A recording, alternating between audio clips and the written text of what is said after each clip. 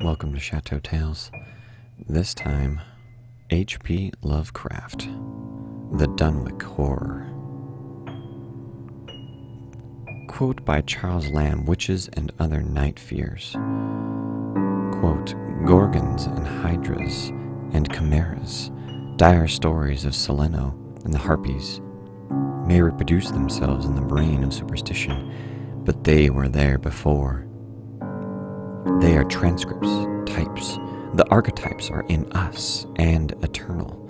How else should the recital of that which we know in a waking sense to be false come to affect us at all? It is that we naturally conceive terror from such objects, considered in their capacity of being able to inflict upon us bodily injury. Oh, least of all, these terrors are of older standing. They date beyond body, or without the body, they would have been the same. That the kind of fear here treated is purely spiritual, that it is strong in proportion as it is objectless on earth, that it predominates in the period of our sinless infancy, are the difficulties the solution of which might afford some probable insight into our antemundane condition, and a peep at last into the shadowland of pre-existence. 1. When a traveler in north-central Massachusetts takes the wrong fork at the junction of the Aylesbury Pike just beyond Dean's Corners, he comes upon a lonely and curious country. The ground gets higher, and the briar-bordered stone walls press closer and closer against the ruts of the dusty, curving road. The trees of the frequent forest belts seem too large, and the wild weeds, brambles, and grasses attain a luxuriance not often found in settled regions. At the same time, the planted fields appear singularly few and barren, while the sparsely scattered houses wear a surprising uniform aspect of age, squalor, and dilapidation. Without knowing why, one hesitates to ask directions from the gnarled, solitary figures spied now and then on crumbling doorsteps, or in the sloping, rock-strewn meadows. Those figures are so silent and furtive that one feels somehow confronted by forbidden things, with which it would be better to have nothing to do. When a rise in the road brings the mountains in view above the deep woods, the feeling of strange uneasiness is increased.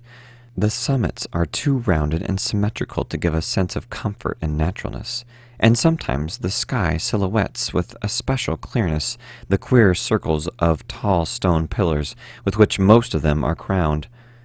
Gorges and ravines of problematic depth intersect the way, and the crude wooden bridges always seem of dubious safety.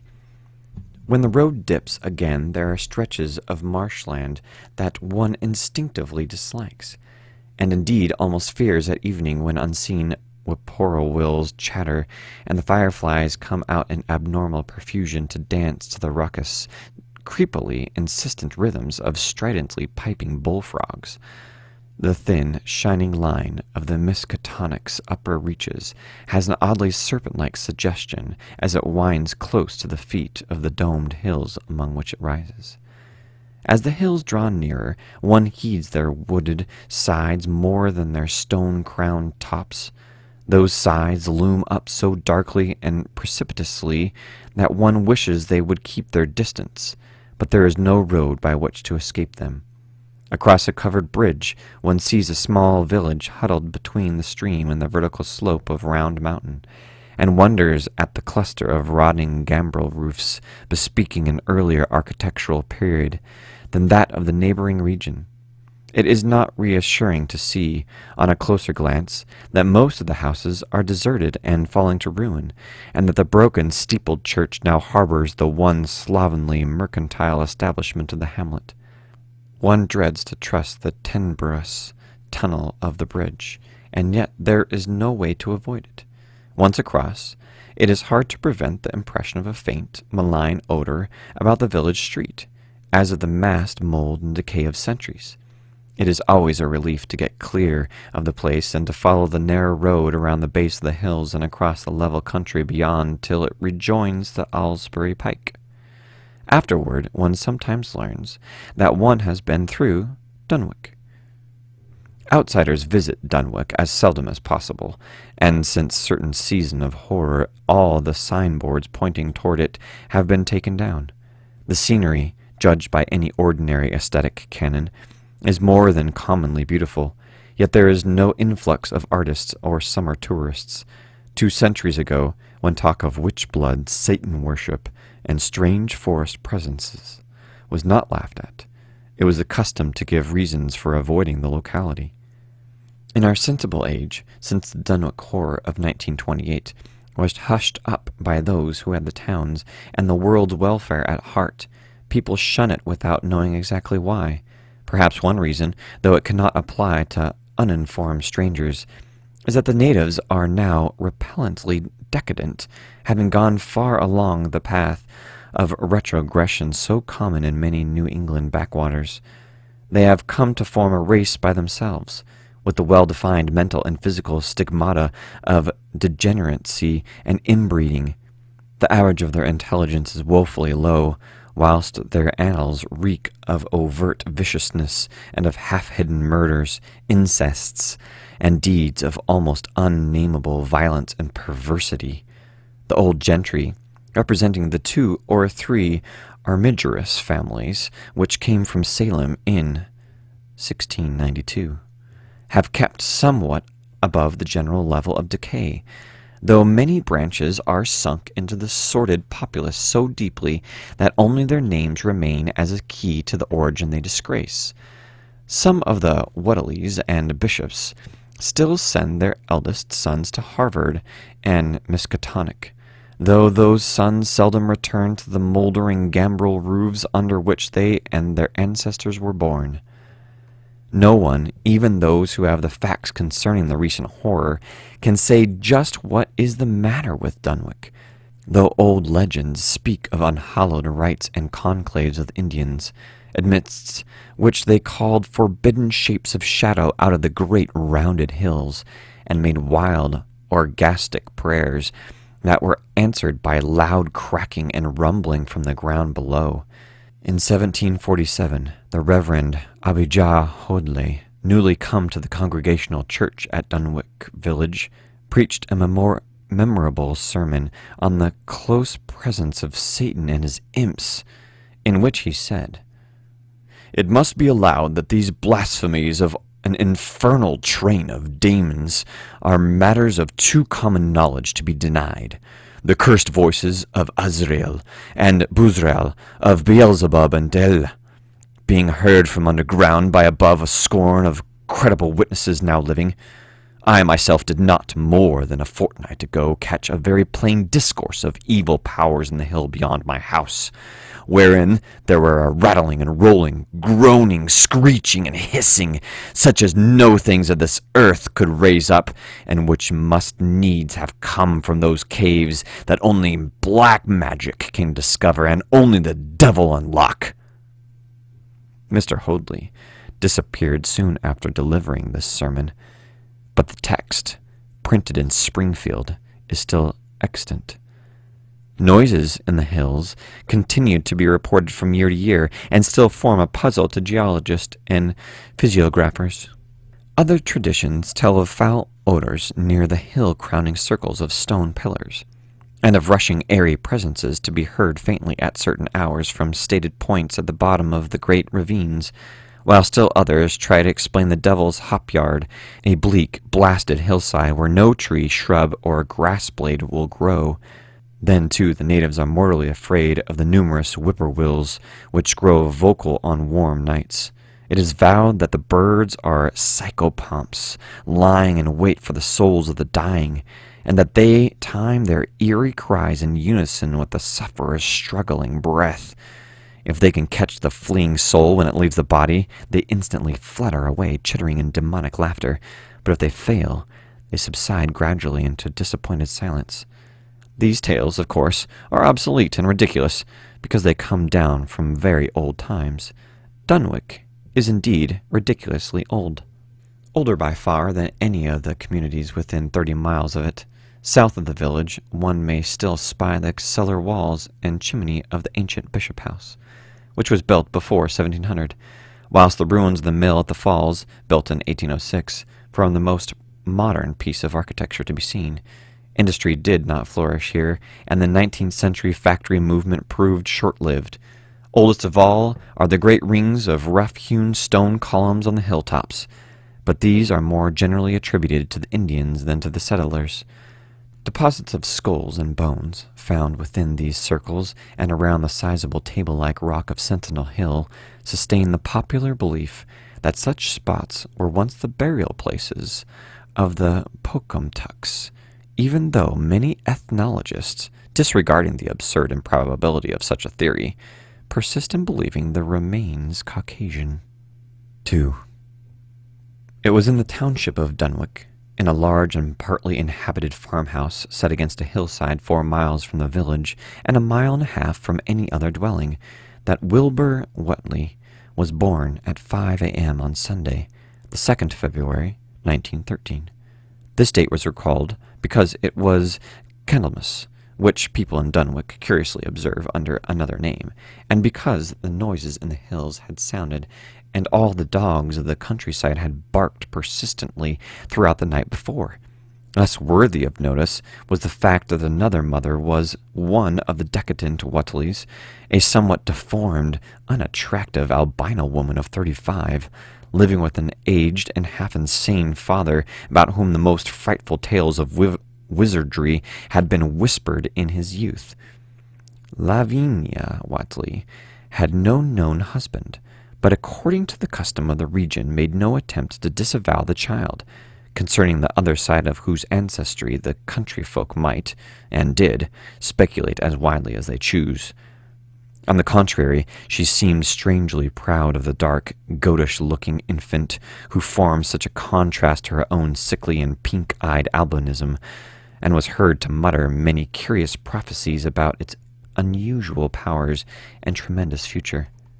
Lavinia was one who would be apt to mutter such things, for she was a lone creature given to wandering amidst thunderstorms in the hills and trying to read the great odorous books which her father had inherited through 2 centuries of Whateleys, and which were fast falling to pieces with age and wormholes. She had never been to school, but was filled with disjointed scraps of ancient lore that old Whately had taught her. The remote farmhouse had always been feared because of old Whately's reputation for black magic, and the unexplained death by violence of Mrs. Whately when Lavinia was 12 years old had not helped to make the place popular. Isolated among strange influences, Lavinia was fond of wild and grandiose daydreams and singular occupations, nor was her leisure much taken up by household cares in a home from which all standards of order and cleanliness had long since disappeared. There was a hideous screaming which echoed above even the hill noises and the dogs barking on the night. Wilbur was born, but no known doctor or midwife presided at his coming. Neighbors knew nothing of him till a week afterward, when old Whately drove his sleigh through the snow into Dunwich village and discoursed incoherently in the group of loungers at Osborne's general store. There seemed to be a change in the old man, an added element of furtiveness in the clouded brain which subtly transformed him from an object to a subject of fear, though he was not one to be perturbed by any common family event. Amidst it all he showed some trace of the pride later noticed in his daughter, and what he said of the child's paternity was remembered by many of his hearers years afterwards. "I don't care what you folks thinks. If a living's bower looking like a paw, he wouldn't look like nothing you expect. You needn't think the only folks is the folks hereabouts. Levine's a reading some, and has seen some things the most y'all won't tell about. I calculate a man is about good a husband as ye kind folk this side of Asbury, and if you knowed as much about the hills as I do, you wouldn't at no better church wedding nor her. Let me tell you something. Some day your folks will hear a child of Levine's calling his father's name on the top of old Sentinel Hill." The only persons who saw Wilbur during the first month of his life were old Zachariah Whately, of the undecayed Whateleys, and Earl Sawyer's common-law wife, Mammy Bishop. Mammy's visit was frankly one of the curiosity, and her subsequent tales did justice to her observations. But Zachariah came to lead a pair of Alderney cows which old Whatley had bought of his son Curtis. This marked the beginning of a course of cattle buying on the part of some Wilbur's family which ended only in 1928, when the Dunwich Horror came and went. Yet at no time did the ramshackle Whatley barn seem overcrowded with livestock. There came a period when people were curious enough to steal up and count the herd that grazed precariously on the steep hillside above the old farmhouse, and they could never find more than 10 or 12 anemic, bloodless-looking specimens.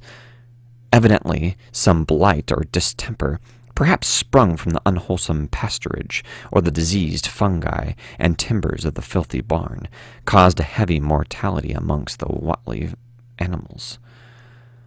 Odd wounds or sores, having something of the aspect of incisions, seemed to afflict the visible cattle, and once or twice during the earlier months certain callers fancied they could discern similar sores about the throats of the gray, unshaven old man and his slatternly, crinkly-haired albino daughter. In the spring after Wilbur's death, Lavinia resumed her customary rambles in the hills, bearing in her misproportioned arms the swarthy child.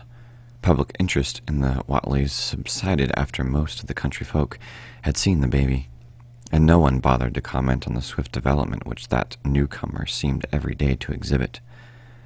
Wilbur's growth was indeed phenomenal, for within 3 months of his birth he had attained a size and muscular power not usually found in infants under a full year of age. His motions and even his vocal sounds showed a restraint and deliberateness highly peculiar in an infant, and no one was really unprepared when, at 7 months, he began to walk unassisted, with falterings which another month was sufficient to remove.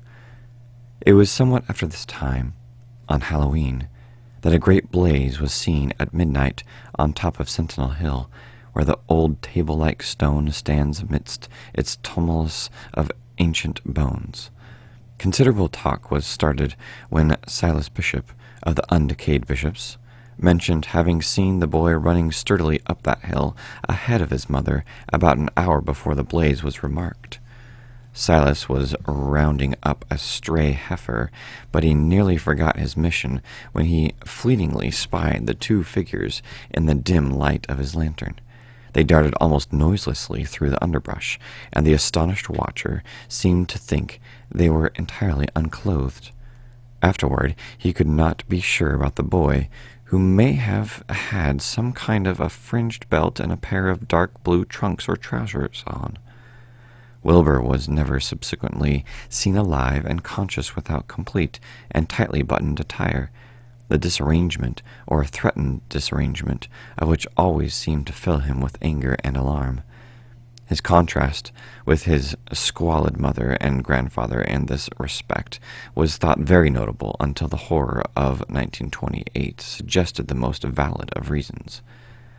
The next January gossips were mildly interested in the fact that Lavinia's black brat had commenced to talk, and at the age of only 11 months. His speech was somewhat remarkable both because of its difference from the ordinary accents of the region, and because it displayed a freedom from infantile lisping of which many children of 3 or 4 might well be proud. The boy was not talkative, yet when he spoke he seemed to reflect some elusive element wholly unpossessed by Dunwich and its denizens. The strangeness did not reside in what he said, or even in the simple idioms he used, but seemed vaguely linked with the intonation or with the internal organs that produced the spoken sounds. His facial aspect, too, was remarkable for its maturity. For though he shared his mother's and grandfather's chinlessness, his firm and precociously shaped nose united with the expression on his large, dark, almost Latin eyes to give him an air of quasi-adulthood and well-nigh preternatural intelligence. He was, however, exceedingly ugly, despite his appearance of brilliance. there being something almost goatish or animalistic about his thick lips, large-pored, yellowish skin, coarsely crinkly hair, and oddly elongated ears. He was soon disliked even more decidedly than his mother and grandsire, and all conjectures about him were spiced with references to the bygone magic of old Whatley, and how the hills once shook when he shrieked the dreadful name of Yog-Sothoth in the midst of a circle of stones, with a great book open in his arms before him. Dogs abhorred the boy, and he was always obliged to take various defensive measures against their barking menace. 3. Meanwhile, old Whatley continued to buy cattle without measurably increasing the size of his herd. He also cut timber and began to repair the unused parts of his house, a spacious, peaked roof affair whose rear end was buried entirely in a rocky hillside, and whose 3 least ruined ground-floor rooms had always been sufficient for himself and his daughter. There must have been prodigious reserves of strength in the old man to enable him to accomplish so much hard labor, and though he still babbled dementedly at times, his carpentry seemed to show the effects of sound calculation. It had really begun as soon as Wilbur was born, when one of the many tool sheds had been put suddenly in order, clapboarded, and fitted with a stout fresh lock. Now, in restoring an abandoned upper story of the house, he was a no less thorough craftsman. His mania showed itself only in a tight boarding up of all the windows in the reclaimed sections, though many declared that it was a crazy thing to bother with the reclamation at all. Less inexplicable was his fitting up of another downstairs room for his new grandson, a room which several callers saw, though no one was ever admitted to the closely boarded upper story. This chamber he lined with tall, firm shelving, along which he began gradually to arrange, in apparently careful order, all the rotting ancient books and parts of books which during his own day had been heaped promiscuously in odd corners of the various rooms. "I made some use of 'em," he would say as he tried to mend a torn black-letter page with paste prepared on the rusty kitchen stove. "But the boy was fitting to make better use of 'em. He'd ought to have 'em as well saw as his kin, for they're going to be all of his learning." When Wilbur was a year and 7 months old, in September of 1914, his size and accomplishments were almost alarming. He had grown as large as a child of 4, and was a fluent and incredibly intelligent talker. He ran freely about the hills and fields, and accompanied his mother on all her wanderings. At home, he would pore diligently over the queer pictures and charts in his grandfather's books, while old Whatley would instruct and catechize him through long, hushed afternoons.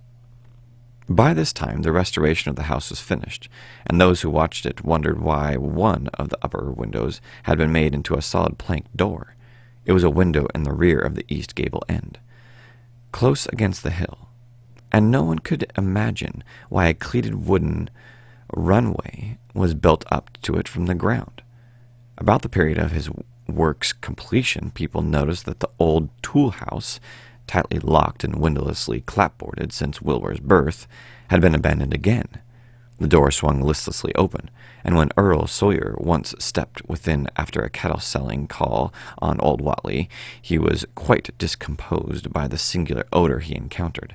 Such a stench, he averred, as he had never before smelt in all his life except near the Indian circles of the hills, and which could not come from anything sane or of this earth. But then, the homes and sheds of Dunwich folk have never been remarkable for olfactory immaculateness. The following months were void of visible events, save that everyone swore to a slow but steady increase in the mysterious hill noises. On May Eve of 1915, there were tremors which even the Aylesbury people felt, whilst the following Halloween produced an underground rumbling queerly synchronized with the burst of flame. "Them witch Whatley's doings!" from the summit of the Sentinel Hill. Wilbur was growing up uncannily, so that he looked like a boy of 10 as he entered his 4th year. He read avidly by himself now, but talked much less than formerly. A settled taciturnity was absorbing him, and for the first time people began to speak specifically of the dawning look of evil in his goatish face. He would sometimes mutter an unfamiliar jargon and chant in bizarre rhythms, which chilled the listener with a sense of unexplainable terror. The aversion displayed toward him by dogs had now become a matter of wide remark, and he was obliged to carry a pistol in order to traverse the countryside in safety. His occasional use of the weapon did not enhance his popularity amongst the owners of canine guardians. The few callers at the house would often find Lavinia alone on the ground floor, while odd cries and footsteps resounded in the boarded-up 2nd story. She would never tell what her father and the boy were doing up there, though once she turned pale and displayed an abnormal degree of fear when a jocose fish peddler tried the locked door leading to the stairway. That peddler told the store loungers at Dunwich village that he thought he heard a horse stamping on that floor above. The loungers reflected, thinking of the door and runway, and of the cattle that so swiftly disappeared. Then they shuddered as they recalled tales of old Whatley's youth, and of the strange things that are called out of the earth when a bullock is sacrificed at the proper time to certain heathen gods. It had for some time been noticed that dogs had begun to hate and fear the whole Whatley place as violently as they hated and feared young Wilbur personally. In 1917, the war came, and Squire Sawyer Whatley, as chairman of the local draft board, had hard work finding a quota of young Dunwich men fit even to be sent to a development camp. The government, alarmed at such signs of wholesale regional decadence, sent several officers and medical experts to investigate, conducting a survey which New England newspaper readers may still recall. It was the publicity attending this investigation which set reporters on the track of Whatley's and caused the Boston Globe and Arkham Advisor to print flamboyant Sunday stories of young Wilbur's precociousness, old Whatley's black magic, the shelves of strange books, the sealed 2nd story of the ancient farmhouse, and the weirdness of the whole region and its hill noises. Wilbur was 4.5 then, and looked like a lad of 15. His lip and cheek were fuzzy with a coarse dark brown, and his voice had begun to break. Earl Sawyer went out to the Whatley place with both sets of reporters and cameramen, and called their attention to the queer stench which now seemed to trickle down from the sealed upper spaces. It was, he said, exactly like the smell he had found in the tool shed abandoned when the house was finally repaired, and like the faint odors which he sometimes thought he caught near the stone circles on the mountains. Dunwich folk read the stories when they appeared, and grinned over the obvious mistakes. They wondered, too, why the writers made so much of the fact that old Whatley also paid for his cattle in gold pieces of extremely ancient date. The Whatleys had received their visitors with ill-concealed distaste, though they did not dare court further publicity by a violent resistance or refusal to talk. For a decade, the annals of Whatleys sink indistinguishably into the general life of a morbid community used to their queer ways and hardened to their May Eve and All Hallows orgies. Twice a year they would light fires on the top of the Sentinel Hill, at which times the mountain rumblings would recur with greater and greater violence, while at all seasons there were strange and portentous doings at the lonely farmhouse. In the course of time, callers professed to hear sounds in the sealed upper story, even when all the family were downstairs, and they wondered how swiftly or how lingeringly a cow or bullock was usually sacrificed. There was talk of a complaint in the Society for the Prevention of Cruelty to Animals, but nothing ever came of it, since Dunwich folk are never anxious to call the outside world's attention to themselves. About 1923, when Wilbur was a boy of 10, whose mind, voice, stature, and bearded face gave all the impressions of maturity, a second great siege of carpentry went on at that old house. It was all inside the sealed upper part, and from bits of discarded lumber people concluded that the youth and his grandfather had knocked out all the partitions and even removed the attic floor, leaving only one vast open void between the ground story and the peaked roof. They had torn down the great central chimneys, too, and fitted the rusty range with a flimsy outside tin stovepipe. In the spring after this event, old Whatley noticed the growing number of whippoorwills that would come out of Cold Spring Glen to chirp under his window at night. He seemed to regard the circumstance as one of the great significance, and told the loungers at Osborne's that he thought his time had almost come. "They whistle just in tune my breeding now," he said, "and I guess they're getting ready to catch my soul. They know it's going out, and don't calculate to miss it. You'll know, boys, arter I'm gone, whether they get me or not. If they do, they'll keep up a singing and laughing till break o' day. If they don't, they'll kinder quiet down like. I expect them all the souls they hunt for have some pretty tough tussle sometimes."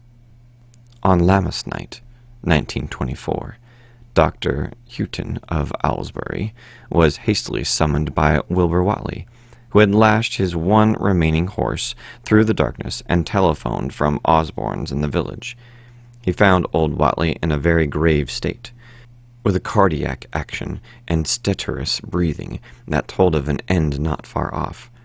A shapeless albino daughter and oddly bearded grandson stood by the bedside, whilst from the vacant abyss overhead there came a disquieting suggestion of rhythmical surging or lapping, as of the waves on some level beach.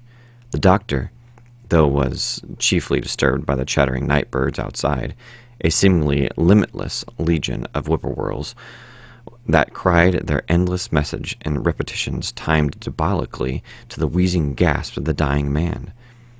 It was uncanny and unnatural. Too much, thought Dr. Houghton, like the whole of the region he had entered so reluctantly in response to the urgent call. Toward 1 o'clock, old Whatley gained consciousness and interrupted his wheezing to choke out a few words to his grandson. "More space, Willie. More space soon. It grows, and that grows faster. It'll be ready to solve you soon, boy. Open up the gates to Yog-Sothoth with the long chant that you'll find on page 751 of the complete edition. And then put a match to the prison. Fire from earth can't burn it now." He was obviously quite mad, and after a pause, during which the flock of whippoorwills outside adjusted their cries to the altered tempo, while some indications of the strange hill noises came from far off, he added another sentence or two.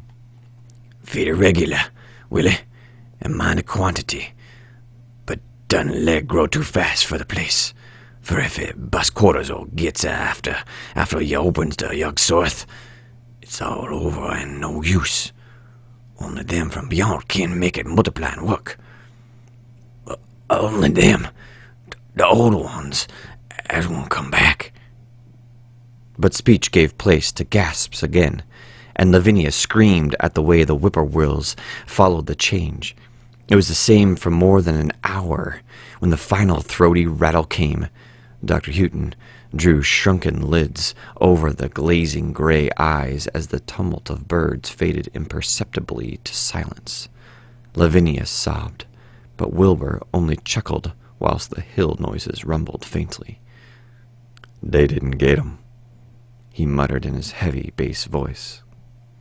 Wilbur was by this time a scholar of really tremendous erudition in his one-sided way, and was quietly known by correspondence to many librarians in distant places where rare and forbidden books of old days are kept. He was more and more hated and dreaded around Dunwich because of certain youthful disappearances which suspicion laid vaguely at his door, but was always able to silence inquiry through fear or through use of that fund of old-time gold which still, as in his grandfather's time, went forth regularly and increasingly for cattle buying. He was now tremendously mature of aspect, and his height, having reached the normal adult limit, seemed inclined to wax beyond that figure. In 1925, when a scholarly correspondent from Miskatonic University called upon him one day and departed pale and puzzled. He was fully 6¾ feet tall. Through all the years, Wilbur had treated his half-deformed albino mother with a growing contempt, finally forbidding her to go to the hills with him on May Eve and Hallowmas. And in 1926, the poor creature complained to Mammy Bishop of being afraid of him. "Dey's more about him as I knows than I can tell you, Mammy," she said. "And nowadays, there's more what I know about myself. I vow for gold, I don't know what he wants nor what he's trying to do." That Halloween, the hill noises sounded louder than ever, and fire burned on Sentinel Hill as usual, but people paid more attention to the rhythmical screaming of vast flocks of unnaturally belated whippoorwills, which seemed to be assembled near the unlighted Whatley farmhouse. After midnight, their shrill noises burst into a kind of pandemoniac cachinnation, which filled all the countryside, and not until dawn did they finally quiet down. Then they vanished, hurrying southward, where they were fully a month overdue. What this meant, no one could quite be certain till later.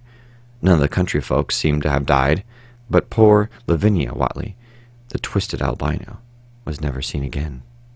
In the summer of 1927, Wilbur repaired 2 sheds in the farmyard and began moving his books and effects out to them. Soon afterward, Earl Sawyer told the loungers at Osborne's that more carpentry was going on in the Whatley farmhouse. Wilbur was closing all the doors and windows on the ground floor, and seemed to be taking out partitions as he and his grandfather had done upstairs 4 years before. He was living in one of the sheds, and Sawyer thought he seemed unusually worried and tremulous. People generally suspected him of knowing something about his mother's disappearance, and very few ever approached his neighborhood now. His height had increased to more than 7 feet, and showed no signs of ceasing its development. 5. The following winter brought an event no less strange than Wilbur's first trip outside the Dunwich region. Correspondence with the Widener Library at Harvard, the Bibliothèque Nationale in Paris, the British Museum, the University of Buenos Aires, and the library of Miskatonic University at Arkham had failed to get him the loan of a book he desperately wanted. So at length he set out in person, shabby, dirty, bearded, and uncouth of dialect, to consult the copy at Miskatonic, which was the nearest to him geographically. Almost 8 feet tall, and carrying a cheap new valise from Osborne's general store, this dark and goatish gargoyle appeared one day in Arkham in quest of the dreaded volume kept under lock and key at the college library, the hideous Necronomicon of the mad Arab Al-Razed in Olis Wormius, Latin version, as printed in Spain in the 17th century. He had never seen a city before, but had no thought save to find his way to the university grounds, where, indeed, he passed heedlessly by the great white-fanged watchdog that barked with unnatural fury and enmity and tugged frantically at its stout chain.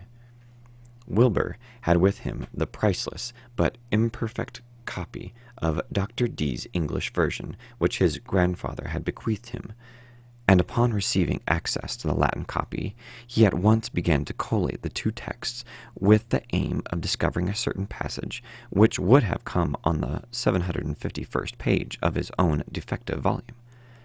This much he could not civilly refrain from telling the librarian, the same erudite Henry Armitage, A.M. Miskatonic, Ph.D. Princeton, Lit. D. John Hopkins, who had once called at the farm, and who now politely plied him with questions.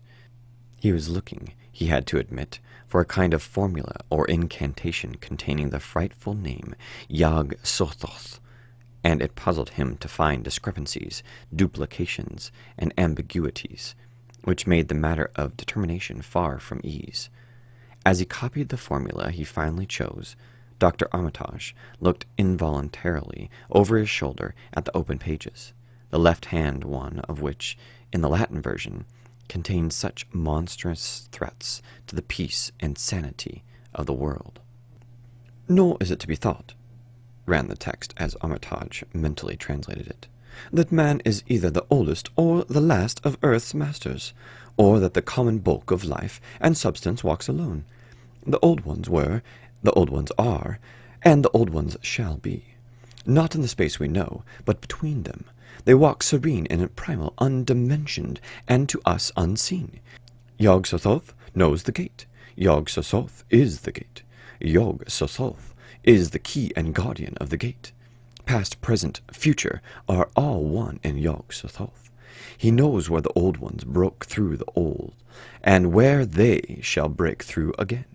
He knows where they have trod earth's fields, and where they still tread them, and why no one can behold them as they tread. By their smell can men sometimes know them near, but of their semblance can no man know, saving only in the features of those they have begotten on mankind. And of those are there many sorts, differing in likeness from man's truest eidolon to that shape without sight or substance which is them. They walk unseen and foul in lonely places where the words have been spoken and the rites howled through at their seasons. The wind gibbers with their voices, and the earth mutters with their consciousness. They bend the forest and crush the city, yet may not forest or city behold the hand that smites. Kadath in the cold waste hath known them, and what man knows Kadath? The iced desert of the south and the sunken isles of the ocean hold stones whereon their seal is engraven. But who hath seen the deep frozen city, or the sealed tower long garlanded with seaweed and barnacles? Great Cthulhu is their cousin, yet can he spy them only dimly? Ya shub negrath, as a phallus shall he know them. Their hand is at your throats, yet ye see them not, and their habitation is even one with your guarded threshold. Yog-Sothoth is the key to the gate, whereby the spheres meet. Man rules now where they ruled once. They shall soon rule where man rules now. After summer is winter, and after winter summer. They wait patient and potent, for here shall they reign again. Dr. Armitage, associating what he was reading with what he had heard of Dunwich and its brooding presences, and of Wilbur Whately and his dim, hideous aura that stretched from a dubious birth to a cloud of probable matricide, felt a wave of fright as tangible as a draught of the tomb's cold clamminess.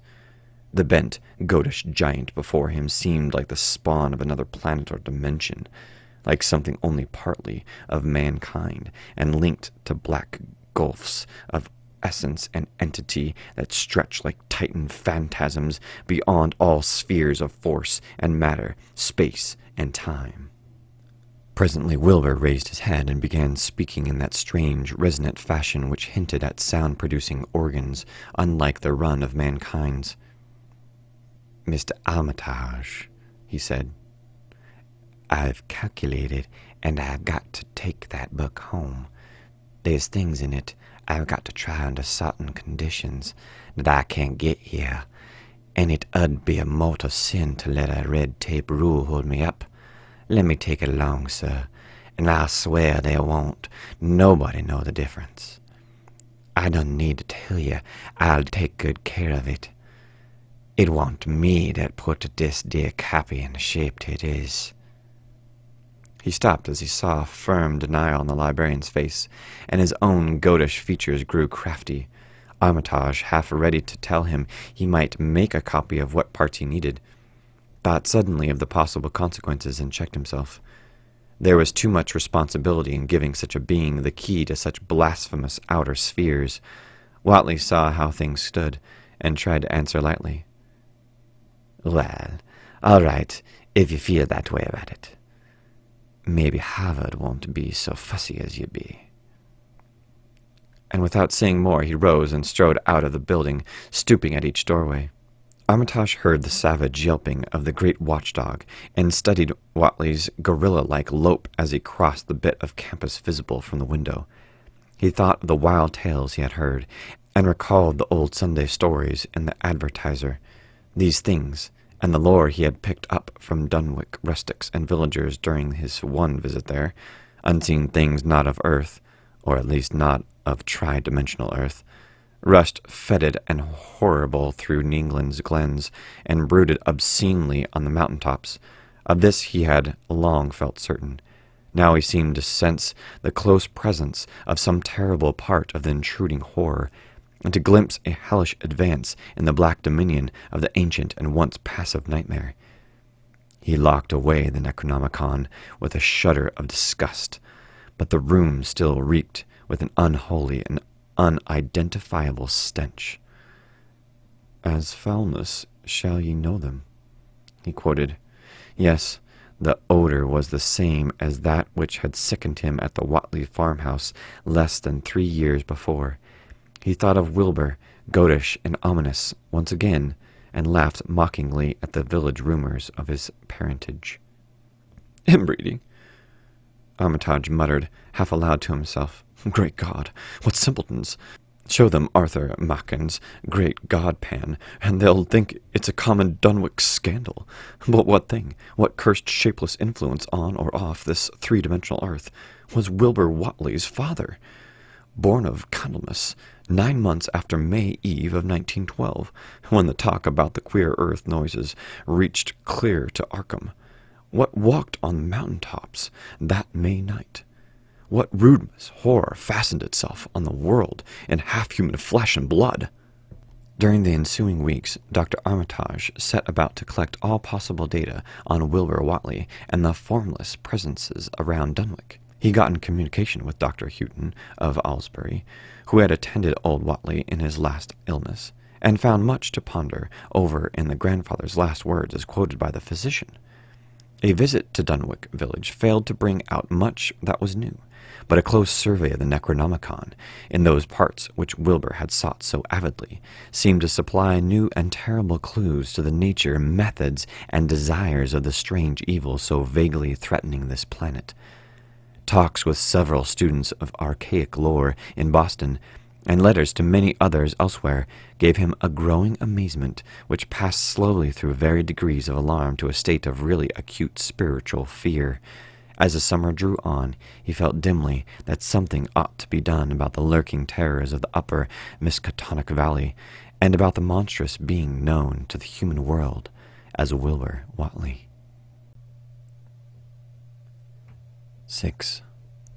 The Dunwich horror itself came between Lammas and the equinox in 1928, and Dr. Armitage was among those who witnessed its monstrous prologue.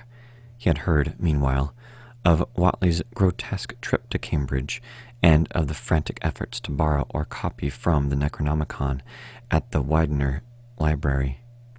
Those efforts had been in vain, since Armitage had issued warnings of the keenest intensity to all librarians having charge of the dreaded volume. Wilbur had been shockingly nervous at Cambridge, anxious for the book, yet almost equally anxious to get home again, as if he had feared the results of being away long. Early in August, the half-expected outcome developed, and in the small hours of the 3rd, Dr. Armitage was awakened suddenly by the wild, fierce cries of the savage watchdog on the college campus. Deep and terrible, the snarling, half-mad growls and barks continued, always in mounting volume, but with hideously significant pauses. Then there rang out a scream from a wholly different throat, such a scream as roused half the sleepers of Arkham and haunted their dreams ever afterward, such a scream as could come from no being born of earth or wholly of earth.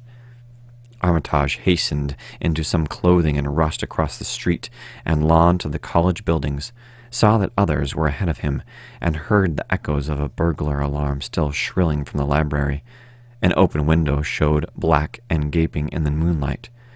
What had come had indeed completed its entrance, for the barking and the screaming, now fast fading into a mixed low growling and moaning, proceeded unmistakably from within.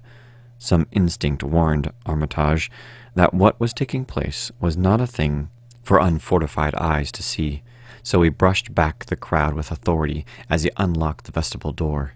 Among the others he saw Professor Warren Rice and Dr. Francis Morgan, men to whom he had told some of the conjectures and misgivings, and these two he motioned to accompany him inside. The inward sounds, except for a watchful, droning whine from the dog, had by this time quite subsided. But Armitage now perceived with a sudden start that a loud chorus of whippoorwills among the shrubbery had commenced a damnably rhythmical piping, as if in unison with the last breath of a dying man. The building was full of a frightful stench, which Dr. Armitage knew too well, and the three men rushed across the hall to the small genealogical reading room whence the low whining came. For a second nobody dared to turn on the light. Then Armitage summoned up his courage and snapped the switch. One of the three, it is not certain which, shrieked aloud at what sprawled before them among disordered tablets and overturned chairs. Professor Rice declares that he wholly lost consciousness for an instant, though he did not stumble or fall. The thing that lay half-bent on its side in a fetid pool of greenish-yellow ichor and tarry stickiness was almost 9 feet tall, and the dog had torn off all the clothing and some of the skin. It was not quite dead, but twitched silently and spasmodically while its chest heaved in monstrous unison with the mad piping of the expectant whippoorwills outside. Bits of shoe leather and fragments of apparel were scattered about the room, and just inside the window an empty canvas sack lay where it had evidently been thrown. Near the central desk a revolver had fallen, a dented but undischarged cartridge, later explaining why it had not been fired. The thing itself, however, crowded out all other images at the time. It would be trite and not wholly accurate to say that no human pen could describe it, but one may properly say that it could not be vividly visualized by anyone whose ideas of aspect and contour are too closely bound up with the common life forms of this planet and of the 3 known dimensions. It was partly human, beyond a doubt, with very man-like hands and head, and the goatish, chinless face had the stamp of the Watleys upon it. But the torso and lower parts of the body were teratologically fabulous, so that only generous clothing could ever have enabled it to walk on earth unchallenged or uneradicated. Above the waist it was semi-anthropomorphic, though its chest, where the dog's rending paws still rested watchfully, had the leathery, reticulated hide of a crocodile or alligator. The back was piebald with yellow and black, and dimly suggested the squamous covering of certain snakes. Below the waist, though, it was the worst, for there all human resemblance left off, and sheer fantasy began. The skin was thickly covered with coarse black fur, and from the abdomen a score of long greenish-gray tentacles with red sucking mouths protruded limply. Their arrangement was odd, and seemed to follow the symmetries of some cosmic geometry unknown to Earth or the solar system. On each of the hips, deep set in a kind of pinkish, ciliated orbit, was what seemed to be a rudimentary eye, whilst in lieu of a tail there depended a kind of trunk or feeler with purple annular markings, and with many evidences of being an undeveloped mouth or throat. The limbs, save for their black fur, roughly resembled the hind legs of prehistoric Earth's giant saurians, and terminated in ridgy vein pads that were neither hooves nor claws. When the thing breathed, its tail and tentacles rhythmically changed color, as if from some circulatory cause normal to the non-human side of its ancestry. In the tentacles, this was observable as a deepening of the greenish tinge, whilst in the tail it was manifest as a yellowish appearance, which alternated with a sickly grayish white in the spaces between the purple rings. Of genuine blood there was none, only the fetid greenish-yellow ichor which trickled along the painted floor beyond the radius of the stickiness, and left a curious discoloration behind it. As the presence of the 3 men seemed to rouse the dying thing, it began to mumble without turning or raising its head. Dr. Armitage made no written record of its mouthings, but asserts confidently that nothing in English was uttered. At first the syllables defied all correlation with any speech of Earth, But toward the last there came some disjointed fragments evidently taken from the Necronomicon, that monstrous blasphemy in the quest of which the thing had perished. Those fragments, as Armitage recalls them, ran something like... Nagai, nagaga, bokshokok, ya, Yog-Sothoth, Yog-Sothoth. They trailed off into nothingness as the whippoorwills shrieked in rhythmical crescendos of unholy anticipation. Then came a halt in the gasping, and the dog raised its head in a long, lugubrious howl. A change came from the yellowish, goatish face of the prostrate thing, and the great black eyes fell in appallingly.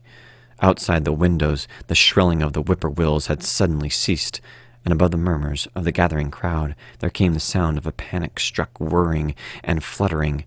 Against the moon vast clouds of feathery watchers rose and raced from sight, frantic at that which they had sought for prey. All at once the dog started up abruptly, gave a frightened bark, and leaped nervously out the window by which it had entered. A cry rose from the crowd, and Dr. Armitage shouted to the men outside that no one must be admitted till the police or medical examiner came.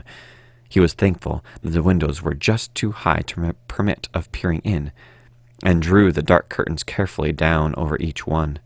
By this time 2 policemen had arrived, and Dr. Morgan, meeting them in the vestibule, was urging them for their own sakes to postpone entrance to the stench-filled reading room till the examiner came and the prostrate thing could be covered up. Meanwhile, frightful changes were taking place on the floor. One need not describe the kind and rate of shrinkage and disintegration that occurred before the eyes of Dr. Armitage and Professor Rice. But it is permissible to say that, aside from the external appearance of face and hands, the really human elements in Wilbur Whateley must have been very small. When the medical examiner came, there was only a sticky, whitish mass on the painted boards, and the monstrous odor had nearly disappeared. Apparently, Whateley had had no skull or bony skeleton, at least in any true or stable sense. He had taken somewhat after his unknown father. 7. Yet all this was only the prologue of the actual Dunwich horror. Formalities were gone through by bewildered officials. Abnormal details were dully kept from press and public, and men were sent to Dunwich and Aylesbury to look up property and notify any who might be heirs of the late Wilbur Whateley. They found the countryside in great agitation, both because of the growing rumblings beneath the domed hills, and because of the unwonted stench and the surging, lapping sounds which came increasingly from the great empty shell formed by Whateley's boarded-up farmhouse. Earl Sawyer, who tended the horse and cattle during Wilbur's absence, had developed a woefully acute case of nerves. The officials devised excuses not to enter the noisome boarded place, and were glad to confine their survey of the deceased living quarters, the newly mended sheds, to a single visit. They filed a ponderous report at the courthouse in Aylesbury, and litigations concerning heirship are said to be still in progress amongst the innumerable Whateleys, decayed and undecayed, of the upper Miskatonic Valley. An almost indeterminable manuscript in strange characters, written in a huge ledger, and adjudged a sort of diary because of the spacing and the variations in ink and penmanship, presented a baffling puzzle to those who found it on the old bureau, which served as its owner's desk. After a week of debate, it was sent to Miskatonic University, together with the deceased's collections of strange books, for study and possible translation. But even the best linguists soon saw that it was not likely to be unriddled with ease. No trace of the ancient gold with which Wilbur and old Whateley always paid their debts has yet been discovered. It was in the dark of September 9th that the horror broke loose. The hill noises had been very pronounced during the evening, and dogs barked frantically all night. Early risers on the 10th noticed a peculiar stench in the air. About 7 o'clock, Luther Brown, the hired boy at George Corey's, between Cold Spring Glen and the village, rushed frenziedly back from his morning trip to 10-acre meadow with the cows. He was almost convulsed with fright as he stumbled into the kitchen, and in the yard outside, the no less frightened herd were pawing and lowing pitifully, having followed the boy back in the panic they shared with him.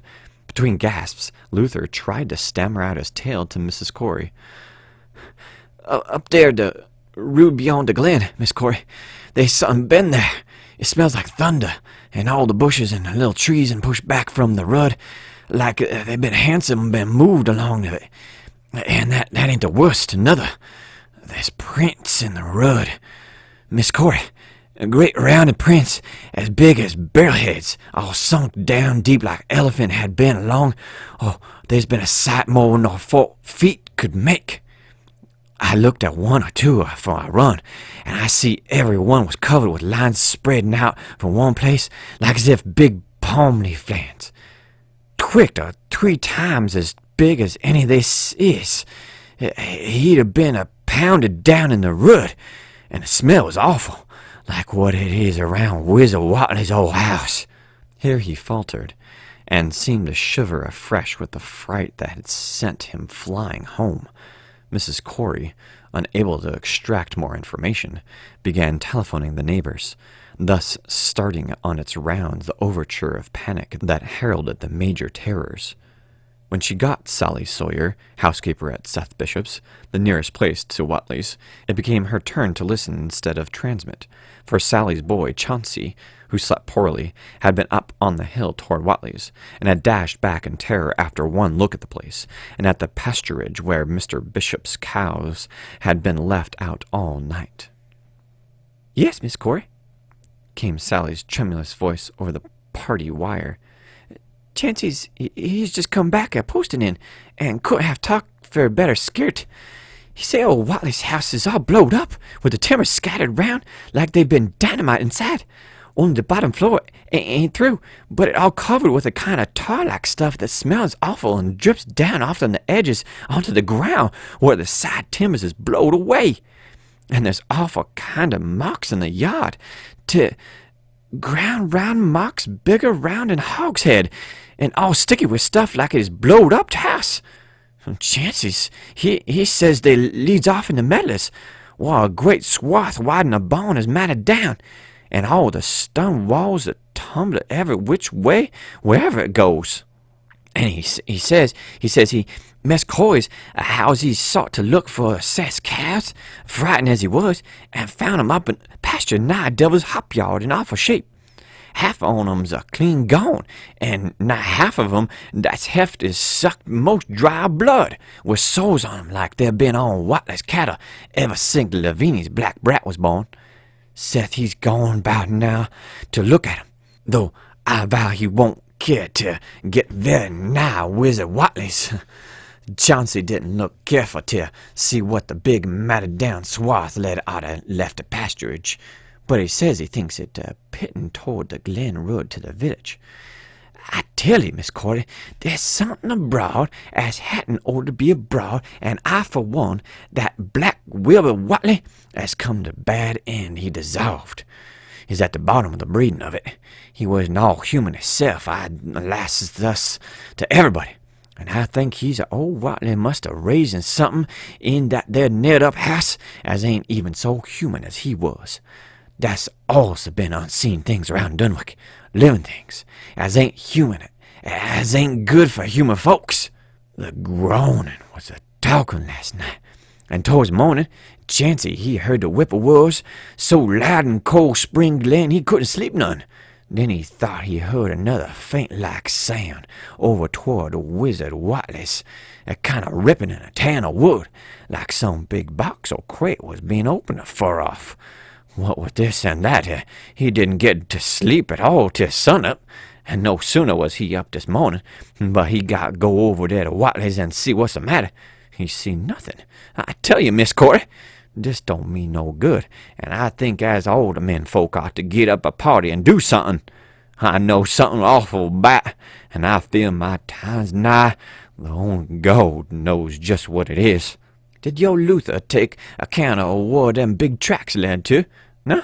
Well, Miss Corey, if they was on the Glen Road side on the Glen, and ain't got to your house yet, I calculate they must go into the Glen itself. They would do that. Lass said Cold Spring Glen ain't no healthy, no decent place. The whippoorwills and fireflies down there did act like they were creatures of God. And they sim as they seen your kin, and their strange things a rushing out and a talking in the air down there if you stand in the right place, and tween the rock falls and bear's den. By that noon, fully 3/4 of the men and boys of Dunwich were trooping over the roads and meadows between the new-made Watley ruins and the Cold Spring Glen, examining in horror the vast, monstrous prints, the maimed bishop cattle, the strange, noisome wreck of the farmhouse, and the bruised, matted vegetation of the fields and roadsides. Whatever had burst loose upon the world had assuredly gone down into the great sinister ravine, for all the trees on the banks were bent and broken, and a great avenue had been gouged in the precipice-hanging underbrush. It was as though a house, launched by an avalanche, had slid down through the tangled growths of the almost vertical slope. From below no sound came, but only a distant, undefinable fetor, and it is not to be wondered at that the men preferred to stay on the edge and argue, rather than descend and beard the unknown cyclopean horror in its lair.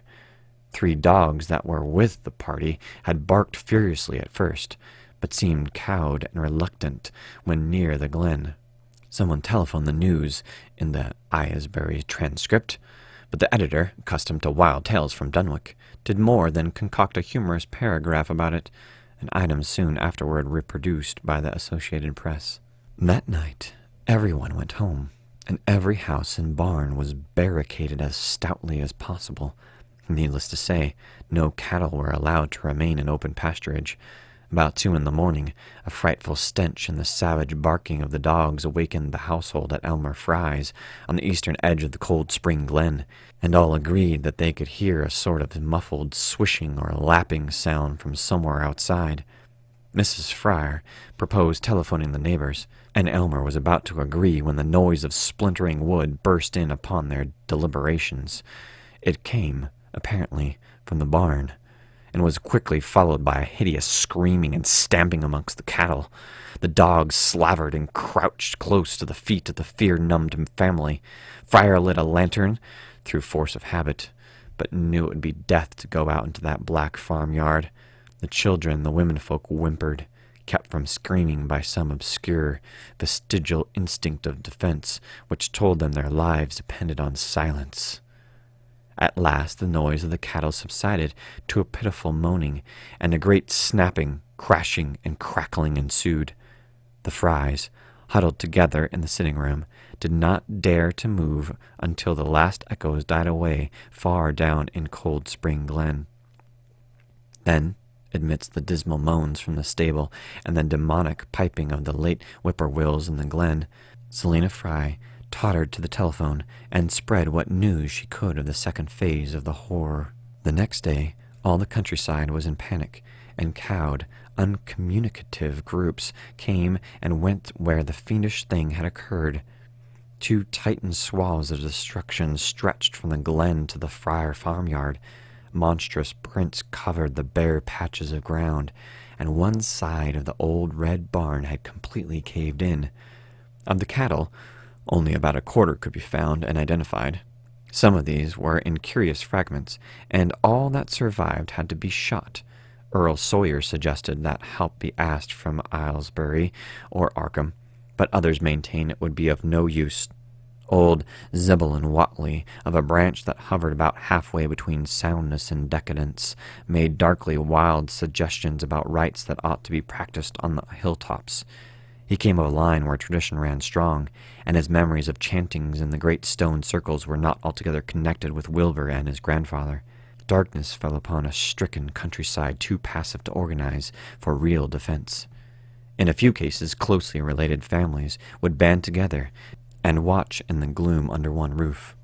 But in general there was only a repetition of the barricading of the night before, and a futile, ineffective gesture of loading muskets and setting pitchforks handily about. Nothing, however, occurred except some hill noises, and when the day came there were many who hoped that the new horror had gone as swiftly as it had come. There were even bold souls who proposed an offensive expedition down in the glen, though they did not venture to set an actual example to the still reluctant majority. When night came again, the barricading was repeated, though there was less huddling together of families. In the morning, both the Fry and the Seth Bishop households reported excitement among the dogs and vague sounds and stenches from afar, while early explorers noted with horror a fresh set of the monstrous tracks in the road skirting Sentinel Hill. As before, the sides of the road showed a bruising indicative of the blasphemously stupendous bulk of the horror, whilst the conformation of the tracks seemed to argue a passage in two directions, as if the moving mountain had come from Cold Spring Glen and returned to it along the same path. At the base of the hill, a 30-foot swath of crushed shrubbery and saplings led steeply upward, and the seekers gasped when they saw that even the most perpendicular places did not deflect the inexorable trail.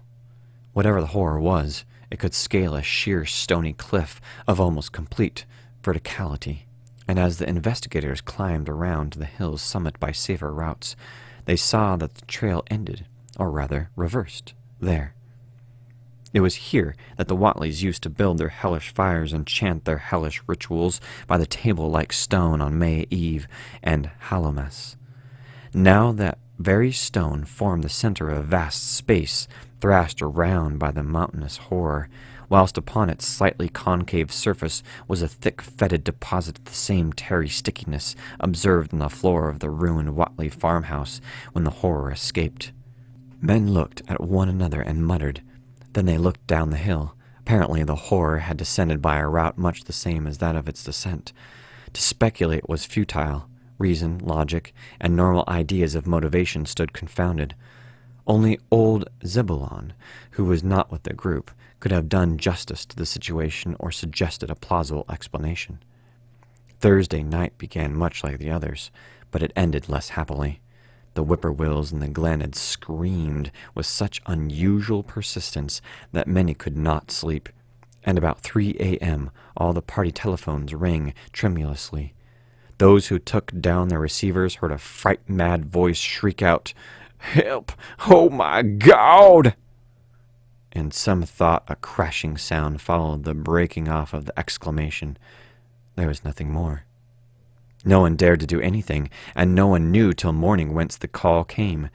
Then those who had heard it called everyone on the line, and found that only the Frys did not reply. The truth appeared an hour later, when a hastily assembled group of armed men trudged out to the Fry place at the head of the glen. It was horrible, yet hardly a surprise. There were more swaths and monstrous prints, but there was no longer any house.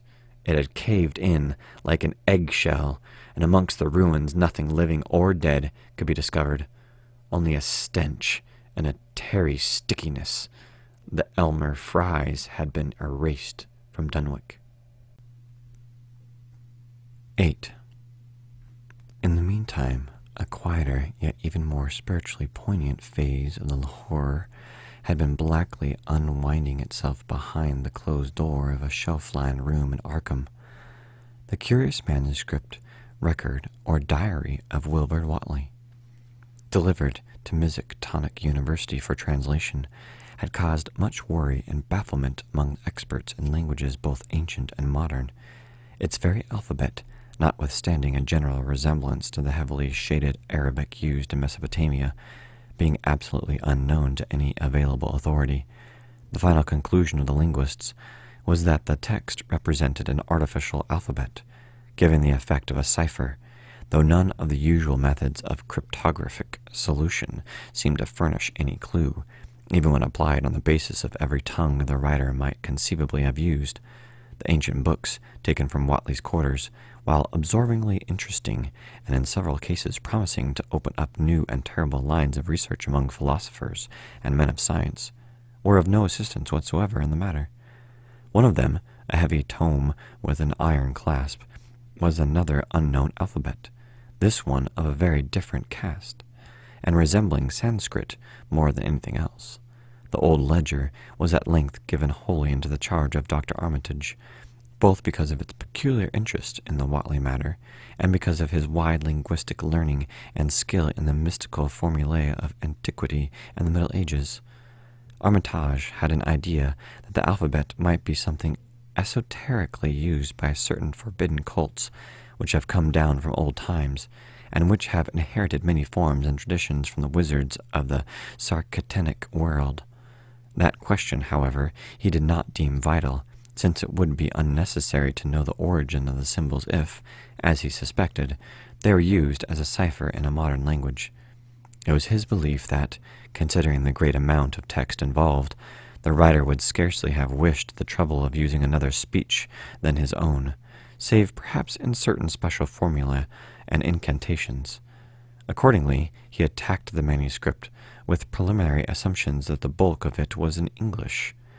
Dr. Armitage knew, from the repeated features of his colleagues, that the riddle was a deep and complex one, and that no simple mode of solution could merit even a trial.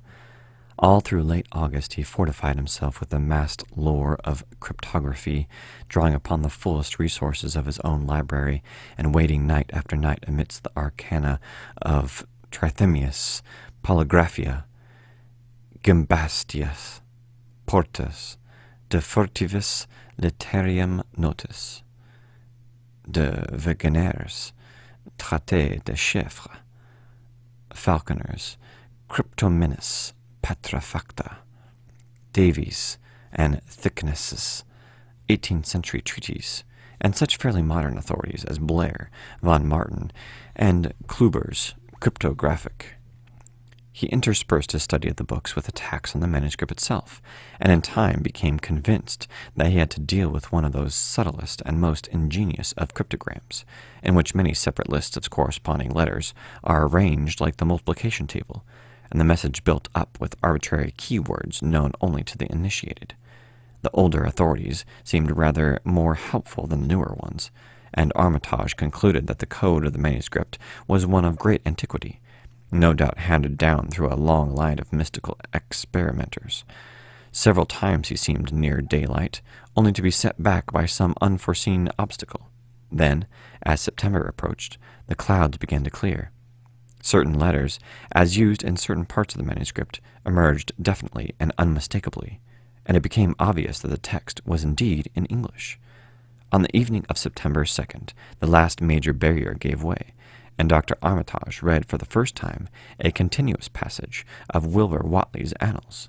It was in truth a diary, as all had thought, and it was couched in a style clearly showing the mixed occult erudition and general illiteracy of the strange being who wrote it. Almost the first long passage that Armitage deciphered, an entry dated November 26th, 1916, proved highly startling and disquieting. It was written, he remembered, by a child of 3½ who looked like a lad of 12 or 13.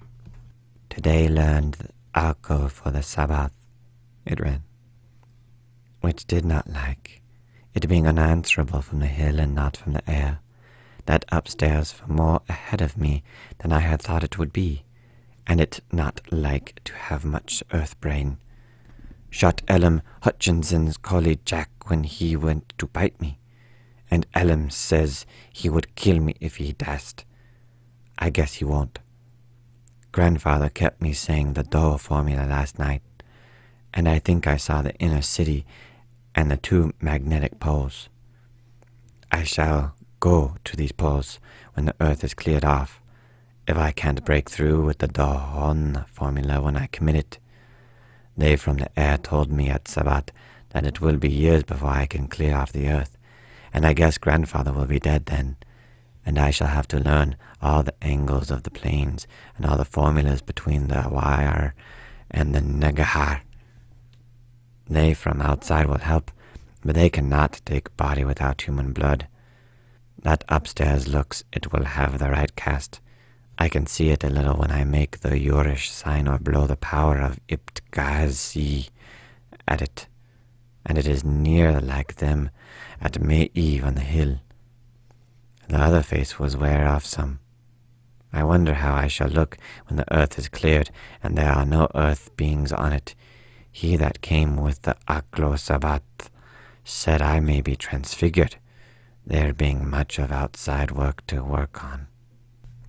Morning found Dr. Armitage in a cold sweat of terror and a frenzy of wakeful concentration. He had not left the manuscript all night, but sat at his table under the electric light, turning page after page with shaking hands as fast as he could decipher the cryptic text. He had nervously telephoned his wife he would not be home, and when she brought him a breakfast from the house he could scarcely dispose of a mouthful. All that day he read on, now and then halted maddeningly, as a reapplication of the complex key became necessary. Lunch and dinner were brought him, but he ate only the smallest fraction of either. Toward the middle of the next night he drowsed off in his chair, but soon awoke out of a tangle of nightmares almost as hideous as the truths and menaces to man's existence that he had uncovered. On the morning of September 4th, Professor Rice and Dr. Morgan insisted on seeing him for a while, and departed trembling and ashen gray. That evening he went to bed, but slept only fitfully. Wednesday, the next day, he was back at the manuscript, and began to take copious notes both from the current sections and from those he had already deciphered. In the small hours of that night he slept a little in an easy-chair in the office, but was at the manuscript again before dawn. Some time before noon his physician, Dr. Hartwell, called to see him and insisted that he cease work. He refused, intimating that it was the most vital importance for him to complete the reading of the diary, and promising an explanation in due course of time. That evening, just as twilight fell, he finished his terrible perusal and sank back exhausted. His wife, bringing his dinner, found him in a half-comatose state, but he was conscious enough to warn her off with a sharp cry when he saw her eyes wander toward the notes he had taken. Weakly rising, he gathered up the scribbled papers and sealed them all in a great envelope, which he immediately placed inside his coat pocket. He had sufficient strength to get home, but was so clearly in need of medical aid that Dr. Hartwell was summoned at once. As the doctor put him to bed, he could only mutter over and over again, But what, in God's name, can we do?" Dr. Armitage slept, but was partly delirious the next day. He made no explanation to Hartwell, but in his calmer moments spoke of the imperative need of a long conference with Rice and Morgan. His wilder wanderings were very startling indeed, including frantic appeals that something in a boarded-up farmhouse be destroyed, and frantic references to some plan for the extirpation of the entire human race and all animal and vegetable life from the earth, from some terrible elder race of beings from another dimension. He would shout that the world was in danger, since the elder things wished to strip it and drag it away from the solar system and cosmos of matter into some other plane or phase of entity from which it had once fallen, vigintillions of eons ago. At other times he would call for the dreaded Necronomicon and the demon Latreia of Remigius, in which he seemed hopeful of finding some formula to check the peril he conjured up. "Stop them! Stop them!" he would shout. "Those Wheatleys meant to let them in, and the worst of all is left. Till Rice and Morgan, we must do something. It's a blind business, but I know how to make the powder. It hasn't been fed since the 2nd of August, when Wilbur came here to his death, and at that rate—" But Armitage had a sound physique despite his 73 years, and slept off his disorder that night without developing any real fever. He woke late Friday, clear of head, though sober, with a gnawing fear and tremendous sense of responsibility. Saturday afternoon he felt able to go over to the library and summon Rice and Morgan for a conference, and the rest of that day and evening the three men tortured their brains in the wildest speculation and the most desperate debate. Strange and terrible books were drawn voluminously from the stacked shelves and from secure places of storage, and diagrams and formulae were copied with feverish haste and in bewildering abundance. Of skepticism there was none. All three had seen the body of Wilbur Whatley, as it lay on the floor in a room of that very building, and after that not one of them could feel even slightly inclined to treat the diary as a madman's raving. Opinions were divided as to notifying the Massachusetts State Police, and the negative finally won. There were things involved which simply could not be believed by those who had not seen a sample, as indeed was made clear during certain subsequent investigations. Late at night the conference disbanded without having developed a definite plan, but all day Sunday Armitage was busy comparing formulae and mixing chemicals obtained from the college laboratory. The more he reflected on the hellish diary, the more he was inclined to doubt the efficiency of any material agent in stamping out the entity which Wilbur Whatley had left behind him, the earth-threatening entity which, unknown to him, was to burst forth in a few hours and become the memorable Dunwich horror. Monday was a repetition of Sunday with Dr. Armitage, for the task in hand required an infinity of research and experiment. Further consolations of the monstrous diary brought about various changes of plan, and he knew that even in the end a large amount of uncertainty must remain. By Tuesday he had a definite line of action mapped out, and believed he would try to take a trip to Dunwich within a week. Then, on a Wednesday, the great shock came. Tucked obscurely away in the corner of the Arkham Advertiser was a facetious little item from the Associated Press, telling what a record-breaking monster the bootleg whiskey of Dunwich had raised up. Armitage, half stunned, could only telephone for Rice and Morgan. Far into the night they discussed, and the next day was a whirlwind of preparation on the part of them all. Armitage knew he would be meddling with terrible powers, yet saw that there was no other way to annul the deeper and more malign meddling which others had done before him. 9. Friday morning, Armitage, Rice, and Morgan set out by motor for Dunwich, arriving at the village about 1 in the afternoon. The day was pleasant, but even in the brightest sunlight, a kind of quiet dread and portent seemed to hover about the strangely domed hills and the deep, shadowy ravines of the stricken region.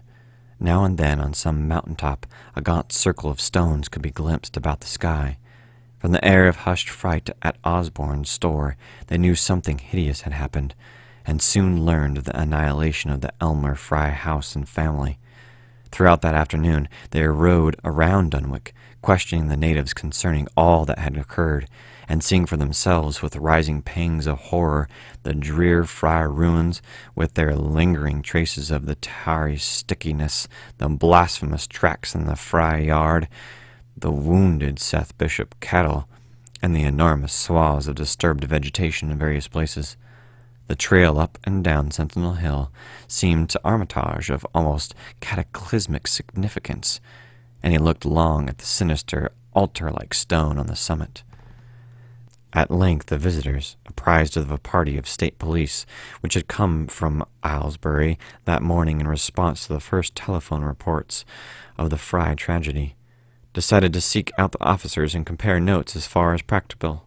This, however, they found more easily planned than performed, since no sign of the party could be found in any direction. There had been 5 of them in a car, but now the car stood empty near the ruins in the Fry yard. The natives, all of whom had talked with the policeman, seemed at first as perplexed as Armitage and his companions. Then old Sam Hutchins thought of something and turned pale, nudging Fred Farr and pointing to the dank, deep hollow that yawned close by. "God," he gasped. "I telled 'em not to go down into the glen, and I never thought nobody'd do it with them tracks and that smell and the whippoorwills and screeching down there in the dark old noonday." A cold shudder ran through natives and visitors alike, and every ear seemed strained in a kind of instinctive, unconscious listening. Armitage, now that he had actually come upon the horror and its monstrous work, trembled with the responsibility he felt to be his. Night would soon fall, and it was then that the mountainous blasphemy lumbered upon its eldritch course. Negotium perambulans in tenebris. The old librarian rehearsed the formulae he had memorized, and clutched the paper containing the alternative ones he had not memorized. He saw that this electric flashlight was in working order. Rice, beside him, took from a valise a metal sprayer of the sort used in combating insects. whilst Morgan uncased the big game rifle on which he relied despite his colleague's warnings that no material weapon would be of any help. Armitage, having read the hideous diary, knew painfully well what kind of manifestation to expect, but he did not add to the fright of the Dunwich people by giving any hints or clues. He hoped that it might be conquered without any revelation to the world of the monstrous thing it had escaped. As the shadows gathered, the natives commenced to disperse homeward, anxious to bar themselves indoors despite the present evidence that all human locks and bolts were useless before a force that could bend trees and crush houses when it chose. They shook their heads at the visitors' plan to stand guard at the Fry ruins near the glen, and as they left, had little expectancy of ever seeing the watchers again. There were rumblings under the hills that night, and the whippoorwills piped threateningly. Once in a while a wind, sweeping up out of the cold spring glen, would bring a touch of ineffable fetor to the heavy night air, such a factor as all three of the watchers had smelled once before, when they stood above a dying thing that had passed for 15 years and a half as a human being. But the looked-for terror did not appear.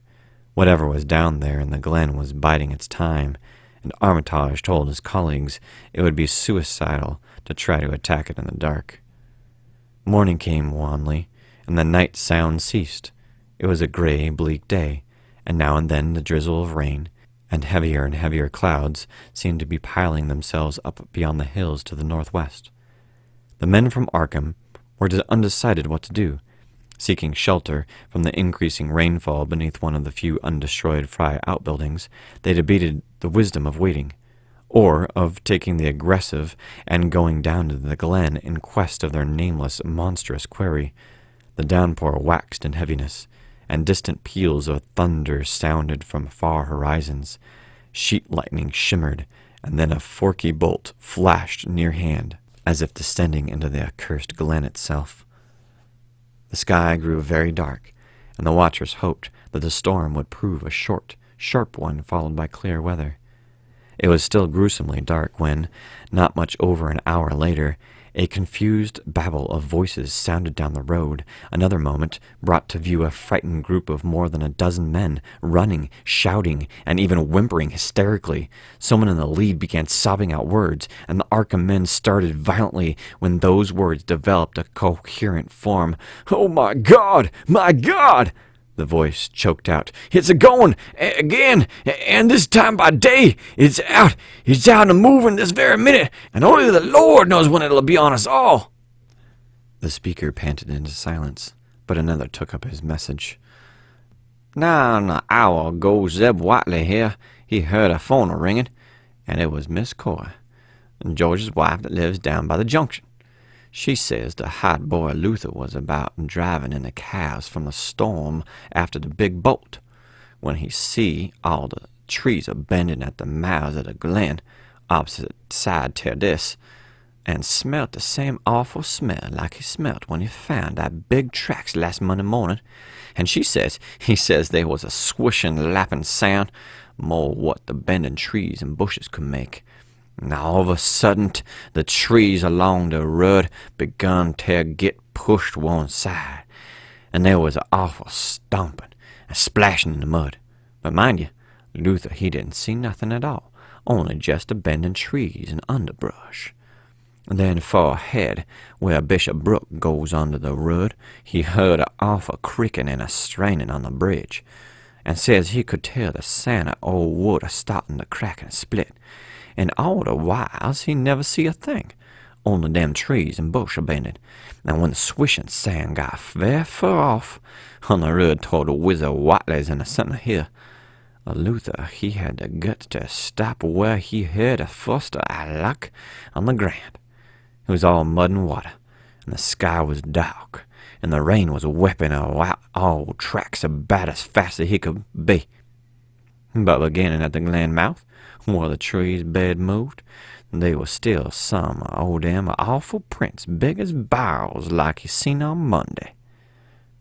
At this point, the first excited speaker interrupted. "But that ain't the trouble now. Dat was only the start. Zeb, here's a calling folks up. Everybody was a listening, and when a call from a Seth Bishop's cut in, here's a housekeeper, Sally, was a carrying on fit to kill. She'd just seed the trees abandoned beside the road, and he says he was a kind of mushy sound, like a elephant puffing and a treading ahead of far the house. And then she up and spoke a sudden of a fearful smell, and says her boy Chancey was a screaming, and how it was just like he smelt up at the Watleys around a Monday morning, and the dogs were all barking and whining awful. And then she let out a terrible yell, and says the show down the road had just caved in like the storm he'd blowed it over, when the wind wasn't strong enough to do that. Everybody was listening, and you could hear lots of folks on the wire gasping.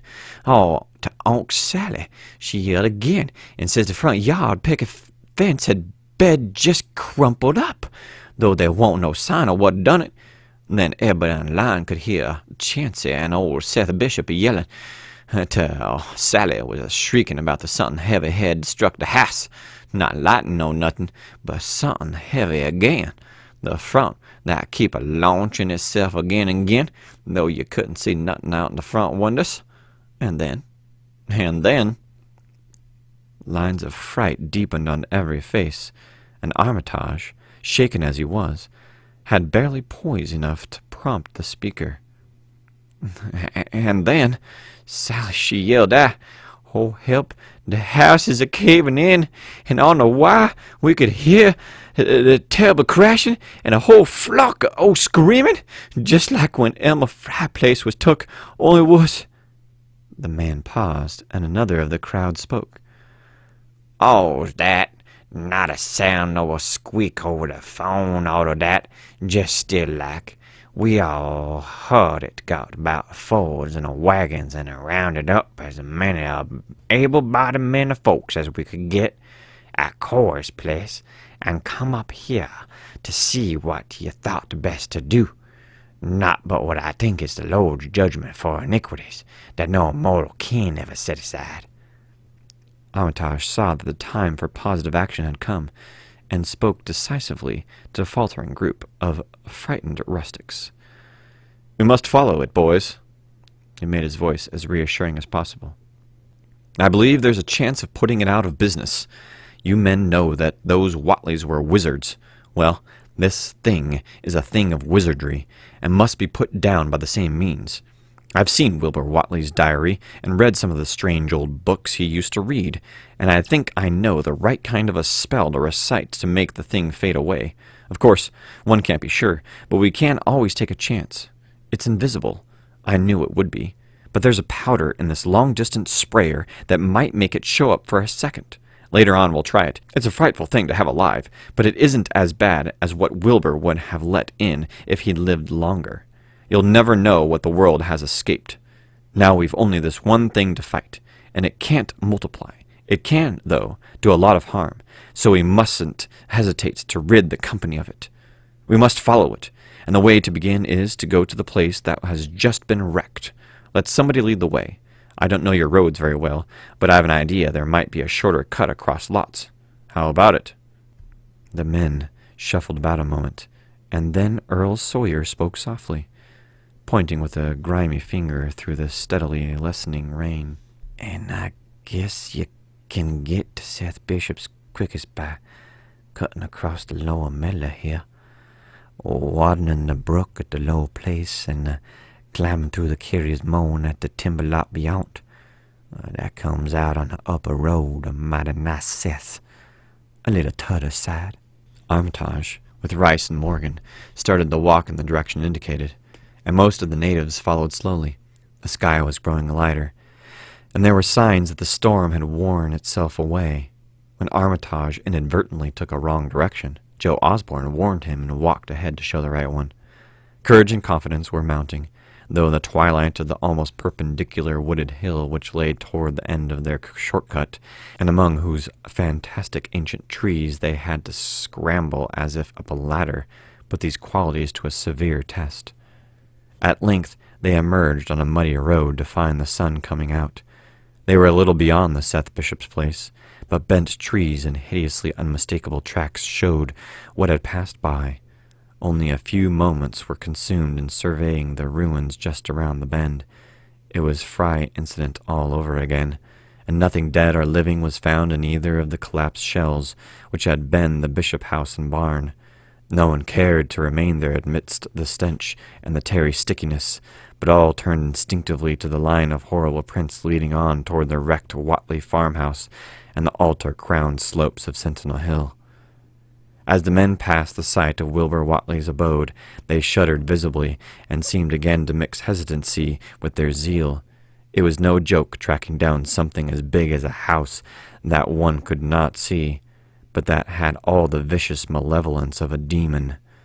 Opposite the base of Sentinel Hill, the tracks left the road, and there was a fresh bending and mating visible along the broad swath marking the monster's former route to and from the summit.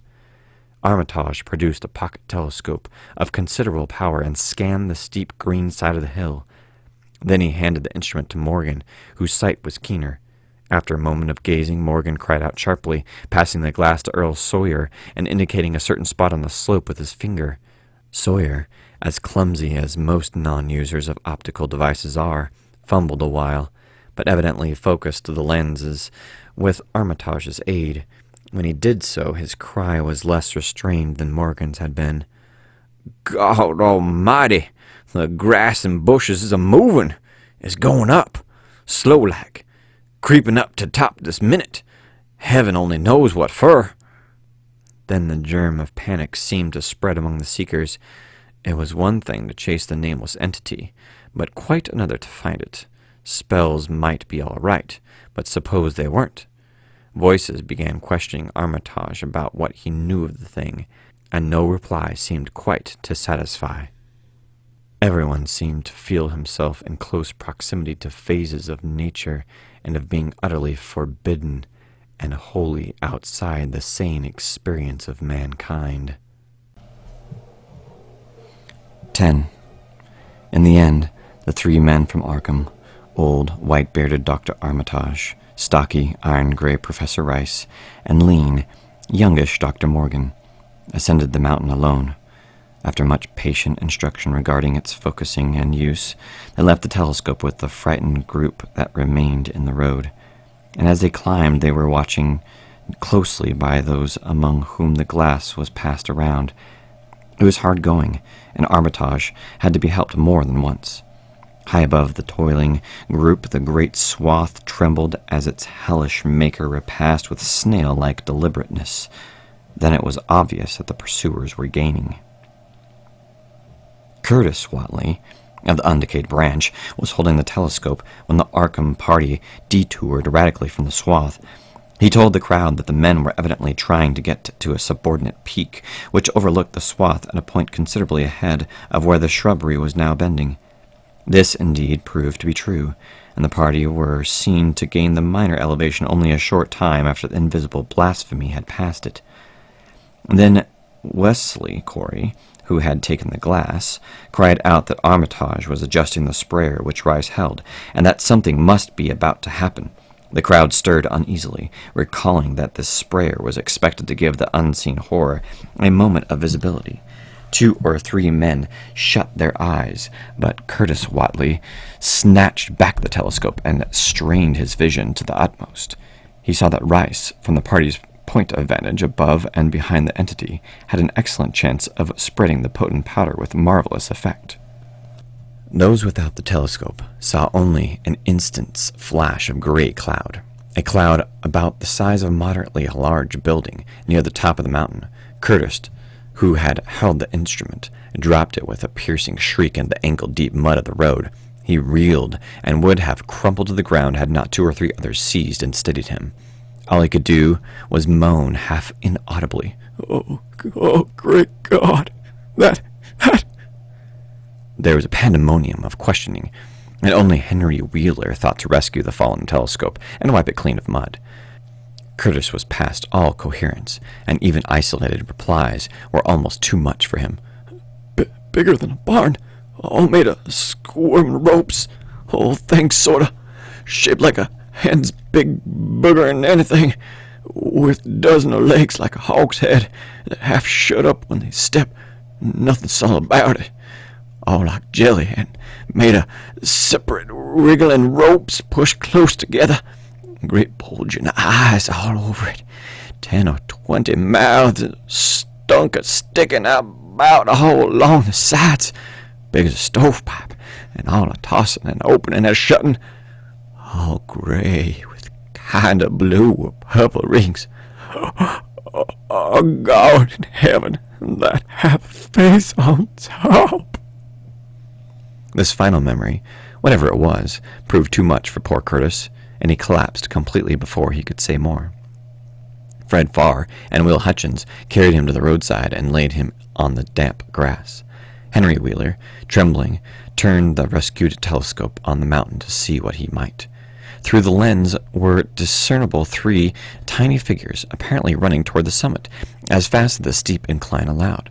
Only these, nothing more. Then everyone noticed a strangely unseasonable noise in the deep valley behind, and even in the underbrush of Sentinel Hill itself. It was the piping of unnumbered whippoorwills, and in their shrill chorus there seemed to lurk a note of tense and evil expectancy. Earl Sawyer now took the telescope and reported the 3 figures as standing on the upmost ridge, virtually level with the altar stone, but at a considerable distance from it. One figure, he said, seemed to be raising its hands above its head at rhythmic intervals, and as Sawyer mentioned the circumstance, the crowd seemed to hear a faint, half-musical sound from the distance, as if a loud chant were accompanying the gestures. The weird silhouette on that remote peak must have been a spectacle of infinite grotesqueness and impressiveness, but an observer was in a mood for an aesthetic appreciation. "I guess he's saying the spell," whispered Wheeler as he snatched back the telescope. The whippoorwills were piping loudly, and in a singularly curious, irregular rhythm quite unlike that of the visible ritual. Suddenly the sunshine seemed to lessen without the intervention of any discernible cloud. It was a very peculiar phenomenon, and was plainly marked by all.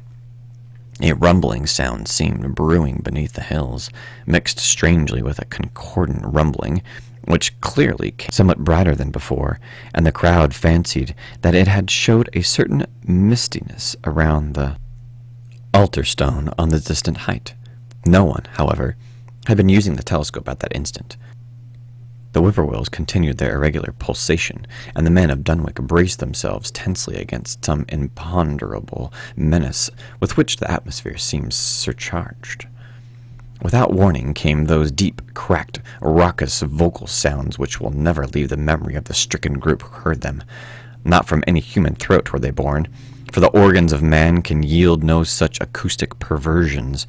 Rather would one have said that they came from the pit itself, had not their source been so unmistakably the altar stone on the peak.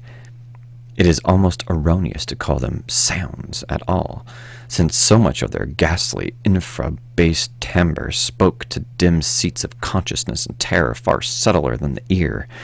Yet one must do so, since their form was indisputably, though vaguely, that of half-articulated words. And they were loud, loud as the rumblings and the thunder above which they echoed, yet did they come from no visible being, and because imagination might suggest a conjectural source in the world of non-visible beings, the huddled crowd at the mountain's base huddled still closer, and winced as if in expectation of a blow. Yog-Sothoth,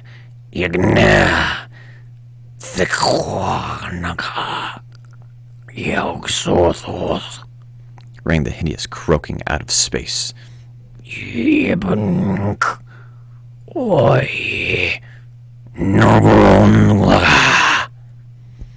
The speaking impulse seemed to falter here, as if some frightful psychic struggle were going on. Henry Wheeler strained his eye at the telescope, but saw only the 3 grotesquely silhouetted human figures on the peak, all moving their arms furiously in strange gestures as their incantation drew near its culmination.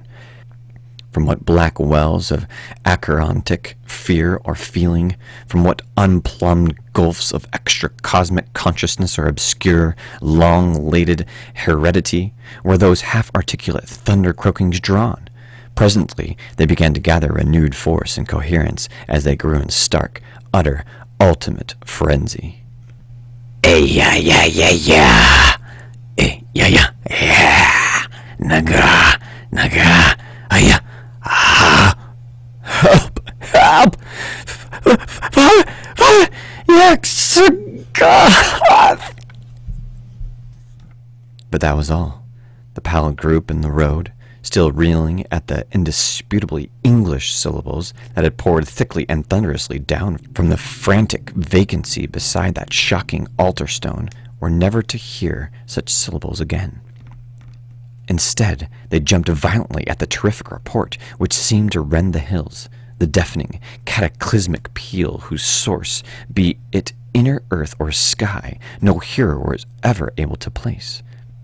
A single lightning bolt shot from the purple zenith to the altar stone, and a great tidal wave of viewless force and indescribable stench swept down from the hill to all the countryside. Trees and grass and underbrush were whipped into a fury, and the frightened crowd at the mountain's base, weakened by the lethal fetter that seemed about to asphyxiate them, were almost hurled off their feet. Dogs howled from the frantic distance. Green grass and foliage wilted to a curious sickly yellow-gray, and over field and forest were scattered the bodies of dead whippoorwills. The stench left quickly, but the vegetation never came right again. To this day there is something queer and unholy about the growths on and around that fearsome hill.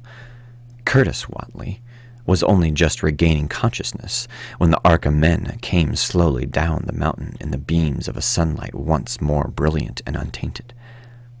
They were grave and quiet, and seemed shaken by memories and reflections even more terrible than those which had reduced the group of natives to a state of cowed quivering. In reply to a jumble of questions that they only shook their heads and reaffirmed one vital fact. "The thing has gone forever," Armitage said. "It has been split up into what it was originally made of, and can never exist again. It was an impossibility in a normal world. Only the least fraction was really matter in any sense we know. It was like its father, and most of it has gone back to him in some vague realm or dimension outside our material universe, some vague abyss, out of which only the most accursed rites of human blasphemy could ever have called him for a moment of the hills." There was a brief silence, and in that pause the scattered senses of poor Curtis Whatley began to knit back into a sort of continuity, so that he put his hand to his head with a moan. Memory seemed to pick itself up where it had left off, and the horror of the sight that had prostrated him burst in upon him again. Oh my God, that half-face on top of it, that face with the red eyes and crinkly albino hair and no chin, like the Whatleys. It was an octopus, a centipede, a spider kind of thing, but there was a half-shaped man's face on top of it, and it looked like Wizard Whatley's, only it was yards and yards across."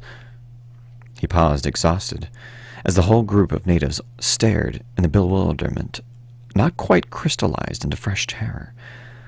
Only old Zebulon Whatley, who wonderingly remembered ancient things, but who had been silent heretofore, spoke aloud. 15 year gone," he rambled. "I hear the old Whatley say as how some day we'd hear Chateau Tales a calling its father's name on the top of the sentinel here." But Joe Osborne interrupted him to question the Arkham men anew. "What was it anyhow? And how did the young Wizard Whatley call it out on air it came from?" Armitage chose his words carefully. It was mostly a kind of force that doesn't belong in our part of space. A kind of force that acts and grows and shapes itself by other laws that, those of our sort of nature. We have no business calling in such things from outside, and only very wicked people and very wicked cults ever try to. There was some of it in Wilbur Whatley himself, enough to make a devil and a precocious monster of him, and to make his passing out a pretty terrible sight. I'm going to burn his accursed diary, and if you men are wise, you'll dynamite that altar stone up there, and pull down all the rings of standing stones on the other hills. Things like that brought down the beings from Whatleys were so fond of, and the beings they were going to let in tangibly to wipe out the human race and drag the earth off to some nameless place for some nameless purpose. But as to this thing we've just sent back, The Watleys raised it for a terrible part in the doings that were to come. It grew fast and big from the same reason that Wilbur grew fast and big, but it beat him because it had a greater share of the outsidedness in it. You needn't ask how Wilbur came it out of the air. He didn't call it out. It was his twin brother, but it looked more like the father than he did. This has been H.P. Lovecraft, and careful out there.